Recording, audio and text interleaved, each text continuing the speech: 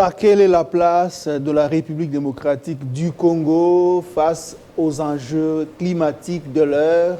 La RDC qui héberge le deuxième poumon forestier du monde après l'Amazonie en Amérique du Sud. Pour répondre à cette épineuse question, nous avons réussi à mettre la main sur l'un des personnalités politiques qui n'est plus à présenter.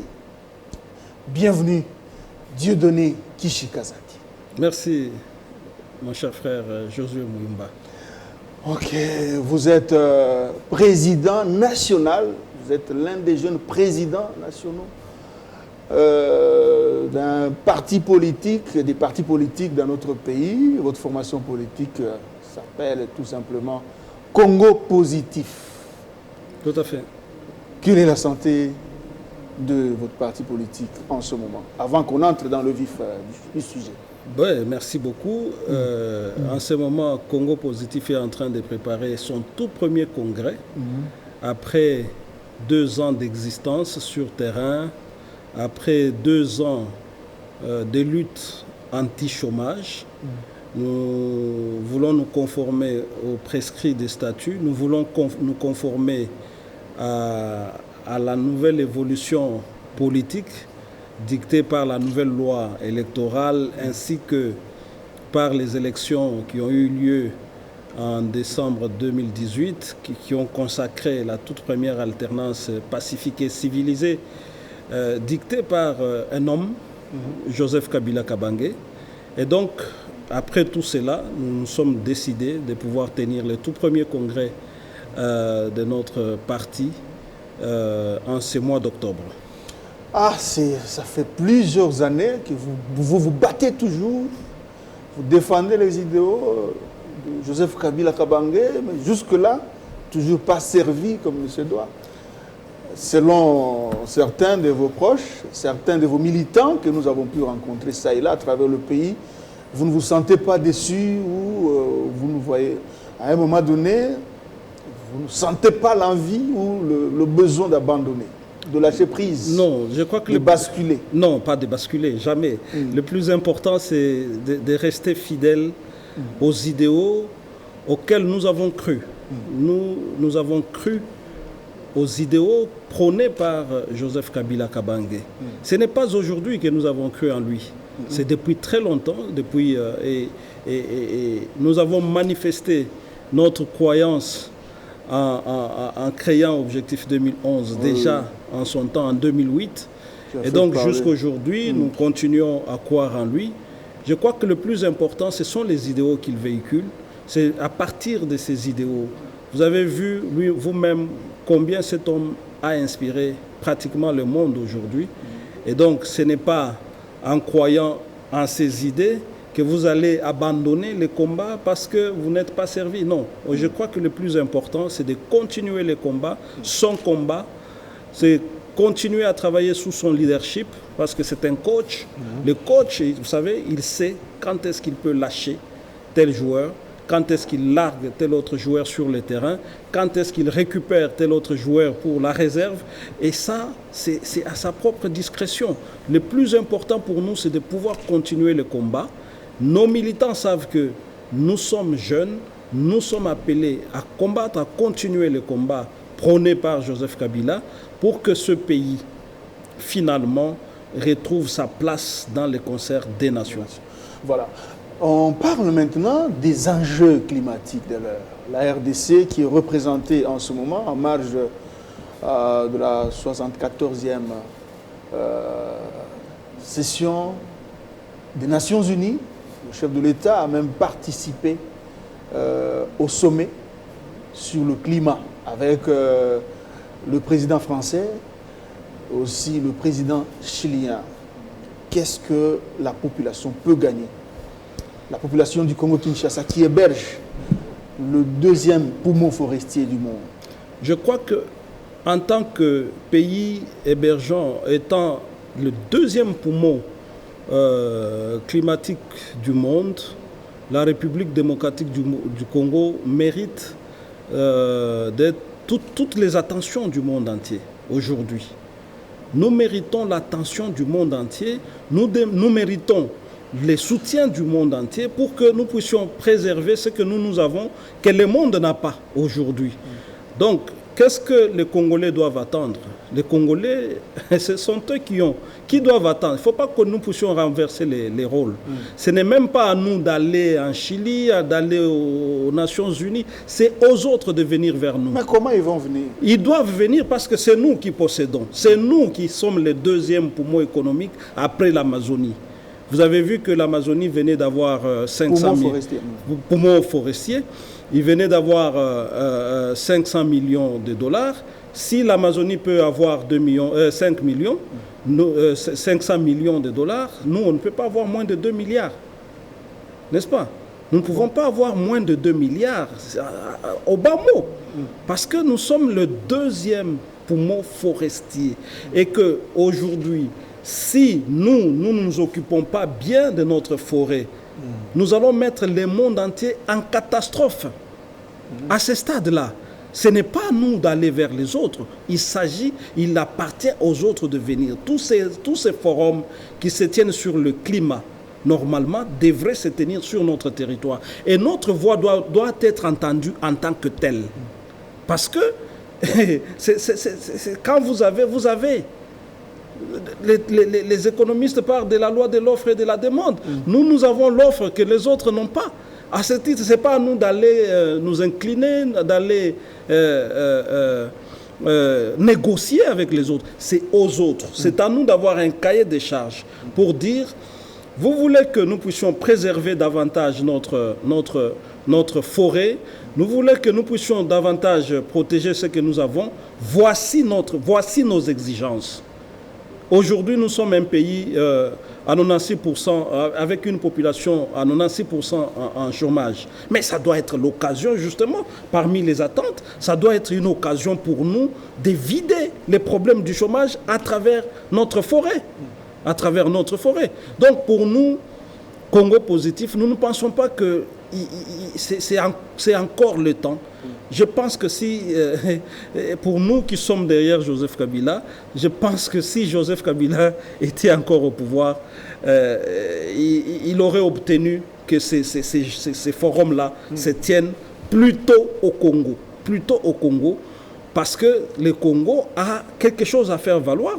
Il s'agit du deuxième poumon forestier à travers le monde. Ça ne se trouve pas sur toutes les places, ça ne se ramasse pas dans la rue. Ça, c'est déjà un argument suffisant pour que le monde vienne vers nous et que nous ne puissions pas aller vers les autres. Parce que lorsque nous allons vers les autres, nous allons les trouver avec leur cahier de charges, nous allons les trouver avec leurs idées, nous allons entre guillemets, gober leurs idées. Or, nous avons ce que nous avons, nous devons nous concentrer autour de ce que nous avons, à travers le ministère de l'Environnement, qui est dirigé en ce moment par Maître Claude Nyamugabo. Donc, c'est l'occasion pour nous de construire notre propre cahier de charges autour de cette force que nous avons. Sinon, nous allons vendre aux enchères ces potentialités-là. Maintenant, qu'est-ce qu'il faut faire concrètement pour amener les riches, les pollueurs, à pouvoir nous donner ce que nous mettons à la disposition du monde en termes d'oxygène? La première des choses, c'est de ne pas c'est de ne pas aller vers les pollueurs. Les pollueurs sont les pollueurs.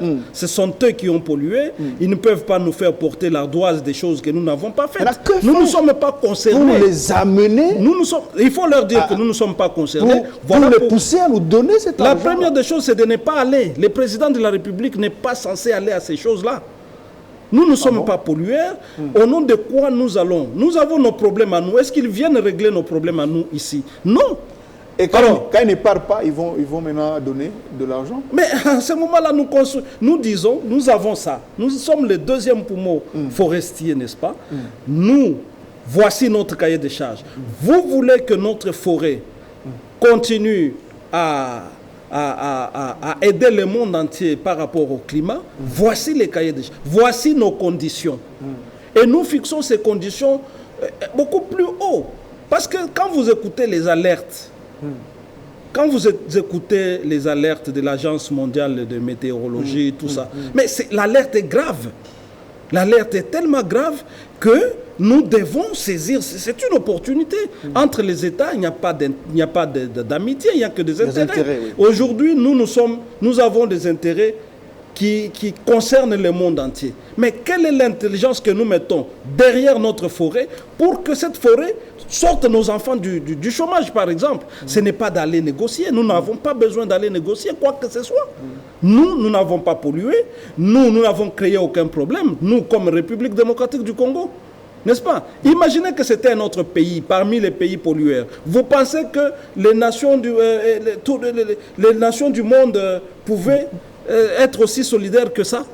Non, pas du tout. Voilà pourquoi nous pensons qu'il est important que notre pays se ressaisisse, que nous puissions quitter toutes ces choses-là, parce que ce n'est pas nous. Nous n'avons rien fait, nous, Congolais. Nous n'avons rien fait.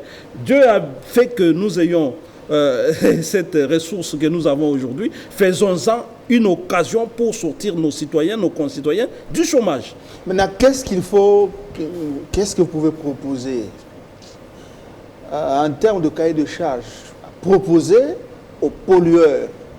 Mais qu'ils donnent de l'argent, aux grands industriels. Qu'est-ce que vous pouvez proposer en quelques lignes auprès des pollueurs du monde pour que la RDC puisse réellement rentrer dans ses droits en cette matière? Bon, la première des choses, c'est qu'ils cessent de polluer, n'est-ce pas? Parce que ce sont eux qui ont pollué. Comment ils vont cesser? Vous n'allez pas tuer vos enfants là-bas et dire que nous sommes concernés par ça. Non, nous n'avons pas tué le monde, nous n'avons pas tué les climats, nous, Congolais.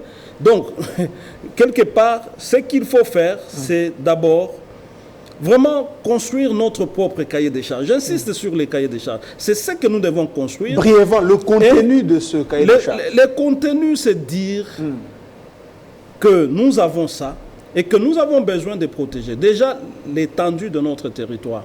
Nous pouvons davantage faire, n'est-ce pas, pour planter davantage des arbres dans ce pays. C'est des choses qu'il faut faire. Il faut des moyens pour faire ça, pour protéger l'écosystème. Il y a des choses, c'est vrai que moi je ne suis pas spécialiste de la question, mais je pense qu'il faut réunir rapidement, il faut réunir autour de notre ministère de l'économie, de l'environnement, il faut réunir rapidement les spécialistes pour concevoir un cahier de charges qui relève de notre souveraineté. Nous devons nous appuyer sur notre souveraineté justement pour empêcher de nous introduire dans une affaire qui ne nous concerne pas. Nous n'avons pas pollué. Nous n'avons pas pollué. Au nom de quoi nous allons brader notre ressources en carbone, nos ressources en écosystème. Au nom de rien. Peut-être au nom de la solidarité, mais la solidarité, ça se négocie. Parce que les autres, aujourd'hui, les autres ont l'argent à travers le monde. Il y a des puissants qui ont les armes, qui ont ceci, qui ont cela. Est-ce qu'ils nous les donnent parce que nous, on en manque? Non. Ils ne nous donnent pas pour autant parce que nous, on en manque. Ce n'est pas alors l'occasion aussi pour nous de donner ce que nous avons sans rien en retour de concret. Ce que nous voulons, c'est que derrière la question de la forêt, derrière la question du climat, que nous ayons l'argent. L'argent. Nous avons besoin de l'argent chiffré, qui peut se chiffrer en centaines de milliers de dollars, des milliards de dollars, pour que ça nous permette à nous aussi de relever notre économie, que ça nous permette de relever la situation sociale de nos concitoyens. On est en train de chercher de l'argent en ce moment. Mais c'est l'occasion. Voilà pourquoi nous disons, même le discours du président de la République, si moi j'étais son conseiller, je lui dirais de ne pas partir. N'est-ce pas? Ou à la rigueur, s'il partait, c'est de partir avec un chiffre en termes d'argent pour dire, voici ce que vous avez à faire. Si vous ne faites pas, la République démocratique du Congo n'est pas concernée. Vous avez un des pays qui pollue, les États-Unis. Ils ne signent même pas les accords. La Chine. La Chine. Mais les États-Unis n'ont même pas signé, alors qu'ils sont pollueurs. Donc, au nom de quoi? Même ceux qui polluent, ils refusent de signer. Mais vous, qui n'avez rien fait dans cette affaire, vous vous précipitez derrière tout ça. Pour faire quoi? Parce que nous avons fait quoi? Voilà la question. C'est pour cela qu'il faut réunir rapidement nos spécialistes sur cette question pour que la forêt nous ramène de l'argent dont nous avons besoin pour endiguer le chômage dans notre pays. Ok, maintenant, aujourd'hui, quand vous dites qu'il a fallu que le chef de l'État ne puisse pas répondre à ce rendez-vous, là, vous pensez que c'est possible parce qu'il est dans une phase, un processus de séduction. Là, vous n'allez pas l'amener à s'isoler politiquement parce que c'est comme si il veut à tout prix que la RDC s'ouvre aux autres, que la RDC... Je vous donne l'exemple d'un pays pollueur qui refuse de signer les accords pour diminuer la pollution, mais qui l'a isolé. Personne ne l'a isolé. Bon, c'est une grande puissance. Là, c'est la grande puissance. Les États-Unis, c'est pas n'importe qui. Nous, on manque quand même de beaucoup de choses. On a besoin des autres. On est grande puissance en esprit d'abord.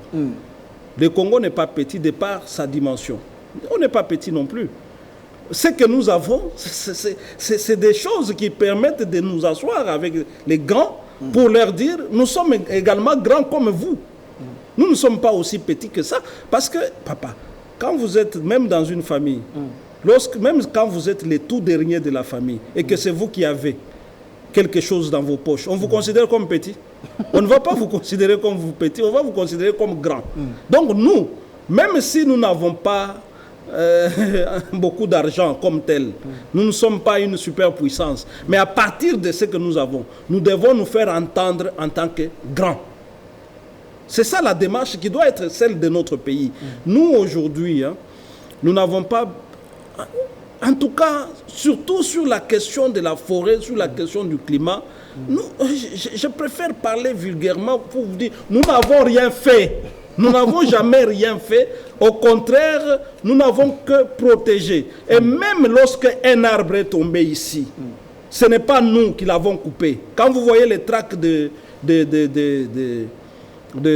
qui transportent les grumes, qui transportent les grumes, le bois qu'on coupe dans nos forêts ici, ce sont des Congolais. Non. C'est encore une fois les pollueurs qui suivent jusqu'ici pour couper et partir. Mais qu'est-ce que nous faisons pour les empêcher à couper en masse nos arbres?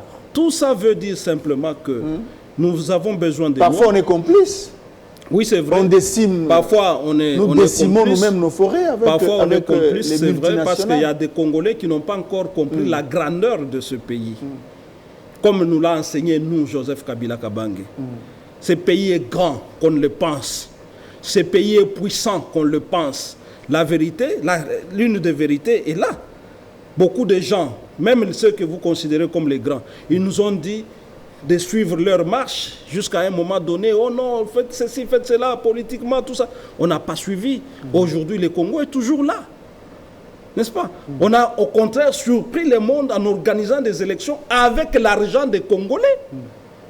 Pas une seule fois, mais 2 fois. Alors, tout ça, c'est pour vous dire que nous qui sommes de l'école de Joseph Kabila, nous sommes formés à la grandeur de ce pays. Et nous travaillons pour la grandeur de ce pays. Et ce pays, c'est un pays grand. Donc, nous n'avons pas nécessairement à nous agenouiller. Nous avons à coopérer. Nous pouvons coopérer. Nous pouvons collaborer. Ce n'est pas mauvais. Notre pays peut s'ouvrir. Mais nous ne pouvons pas nous ouvrir aux autres. Joseph Kabila l'a dit, en étant à genoux. Non. Vous ne pouvez pas avoir ce que nous avons et négocier à genoux. Ça n'existe pas. C'est ça même vendre le pays. C'est ça même brader le pays si nous négocions à genoux. Nous n'avons aucune raison de négocier à genoux, y compris pour la question climatique. Parce que nous, on n'est pas sur la liste des pollueurs. Donc voilà ce que nous pouvons dire sur cette question-là. Ok, maintenant, on va conclure. Vous parlez, vous êtes patron ou numéro 1, président de Congo Positif, une formation politique alliée au CCU de Lambert Mende au Malanga. Vous êtes en train d'organiser un congrès. Qu'est-ce que les nombreux militants et les nombreux téléspectateurs peuvent retenir de ce que vous allez ressortir dans votre congrès? Bon, ce qu'ils doivent retenir, c'est que nous voulons d'abord nous conformer au statut de notre parti, qui veut que, après 2 ans, les 2 années après la création, que nous puissions tenir le tout premier congrès qui va notamment voter le président du parti. Nous allons prendre position par rapport à l'évolution sociopolitique de ces derniers temps, y compris la loi électorale, la Constitution. Nous allons nous prononcer sur la Constitution. Nous allons nous prononcer sur la loi électorale. Est-ce qu'elle doit continuer ou bien on peut revenir encore un tout petit peu sur la loi, parce qu'on a vu que cette loi a favorisé, entre guillemets, les grands partis. On a regroupé les partis, nous sommes tous regroupés, mais dans une certaine mesure, c'était comme pour accompagner les autres, comme pour accompagner plus les grands partis que les autres. C'est la tendance. Je ne dis pas que c'est ça, mais ça donne l'impression. Ça saute aux yeux, ça donne l'impression que c'était plus pour accompagner, entre guillemets, les grands partis. Il faut revenir, il faut réfléchir. Est-ce que ça doit continuer comme ça? Vous avez entendu beaucoup de gens parler de frustration, de ceci. Ça veut dire que si nous ne revenons pas sur cet aspect pour donner une orientation qui peut être juste sans toucher à la loi, mais donner une orientation qui justifie d'un peu plus de solidarité entre les partis, nous risquons de continuer à déplorer certains phénomènes qui ne sont pas encourageables.